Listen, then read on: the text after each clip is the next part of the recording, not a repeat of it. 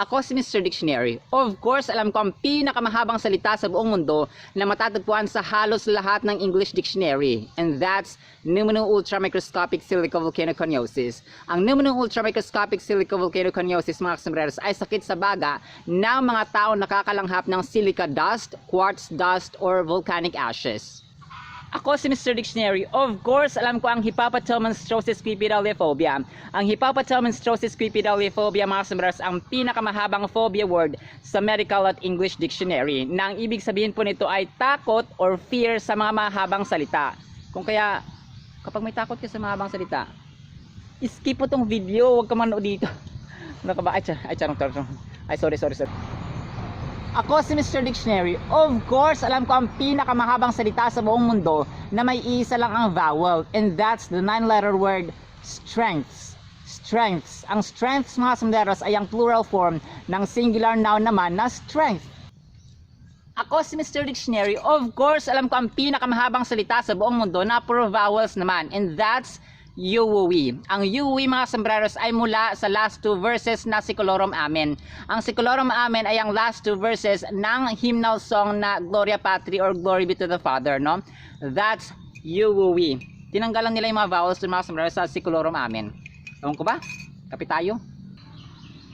Ako si Mr. Dictionary. Of course, alam ko ang salitang supercalifragilisticexpialidocious. Ang supercalifragilisticexpialidocious, mga sombreros, ay sinasabi mo kapag manghang-mangha ka sa isang bagay, sa isang pangyayari, sa isang tao, no? Wonderful, awesome, fantastic, fabulous, and so on, no?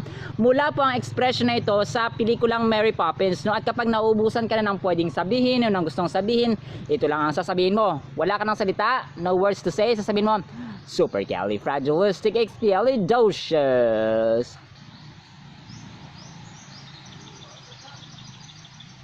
Ako si Mr. Dictionary. Of course, alam ko ang salitang otorhinolaryngologist. Ang otorhinolaryngologist, mga sombreros, ay ang doktor specializing in ear, nose, and throat, or mas kilala sa tawag na ENT, no? Oto, ear, rhino, nose, larynx or larynx, throat. ENT, otorhinolaryngologist. Ako si Mr. Dictionary. Of course, alam ko ang salitang anti-disestablishmentarianism. Ang anti-disestablishmentarianism, mga sombreros, ay isang political belief or political philosophy na nagmula sa England, no? Tutol ito or anti ito sa paghihiwalay ng church at saka gobyerno, no? Ibig sabihin ay gusto nila na united pa rin ang church or ang state at ang church, mga sombreros. Anti-disestablishmentarianism. Ako si Mr. Dictionary. Of course, alam ko pang salitang pseudo-hypoparathyroidism.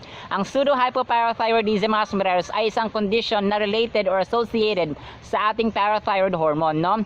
Ang mga taong may gantong medical condition, mga sombreros, ay may mababang serum calcium at mataas naman ang phosphate. Ngunit, ang parathyroid hormone nito ay inappropriately high, no? That's pseudo-hypoparathyroidism. Ako si Mr. Dictionary. Of course, alam ko ang salitang flossinosininhilipilification. Ang flossinosininhilipilification, mga sombreros, ay ang act or habit ng pag-a-assess mo sa isang bagay na worthless or wala naman talagang halaga. No? Flossinosininhilipilification.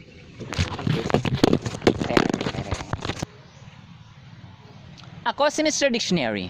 Of course, alam ko ang salitang incomprehensibilities. Ang incomprehensibilities, mga sombreros, ay tumutukoy sa mga bagay na mahirap maintindihan, mahirap maunawaan, no? Too difficult or too hard to be understood. Parang siya, mahirap siyang unawain minsan. Charong, ay sorry. Ba't yung sinabi ko? Yung word natin ay incomprehensibility. Sorry. Ako si Mr. Dictionary. Of course, alam ko ang salitang methylene dioxymethamphetamine. Ang methylene dioxymethamphetamine, mga sombreros, ay ang another term para sa ecstasy. Ecstasy pa more. Syempre, we discourage and we hate ecstasy. Our word is methylene dioxymethamphetamine.